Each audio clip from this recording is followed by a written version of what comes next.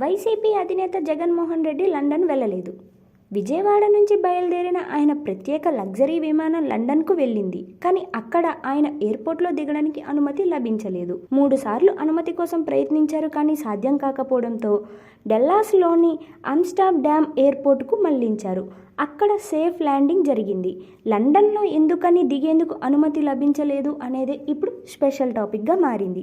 జగన్ లండన్కు బయలుదేరిన కాసేపటికే రాజమండ్రి నుంచి మరో ప్రత్యేక విమానం ముంబై మీదుగా లండన్కు వెళ్ళింది. ఇందులో ఎవరు ప్రయాణిస్తున్నారనేది తెలియదు. కానీ ఎయిర్ ట్రాఫిక్ ట్రాకింగ్ సిస్టమ్ వాళ్ళు మాత్రం ఆ ఫ్లైట్ లండన్లో సేఫ్గా ల్యాండ్ అయిందని తేల్చారు. అంటే జగన్మోహన్ రెడ్డి వెళ్ళిన విమానానికి మాత్రమే ప్రత్యేక ల్యాండింగ్కు అనుమతి ఇవ్వలేదనేది తెలుస్తుంది. దీనికి గల కారణాలేంటో కూడా తెలుసుకోవాల్సి ఉంది.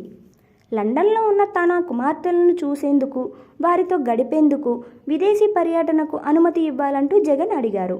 కోర్టు కూడా దీనికి అనుమతి ఇచ్చింది. నిజానికి 2 కుమార్తెలు ఇండియా వచ్చారు, ఓటు కూడా వేశారు. అందరూ కలిసే విదేశీ పర్యటనకు వెళ్లారు. లండన్కు మాత్రమే పర్మిషన్ తీసుకొని ఇతర దేశాలకు కూడా వెళ్లారు. గతంలో కూడా డోవోస్కు మాత్రమే వెళ్తామని పర్మిషన్ తీసుకొని ముందు లండన్కు వెళ్ళి అక్కడ నుంచి కుమార్తెలను తీసుకుని డోవోస్కి వెళ్లారు.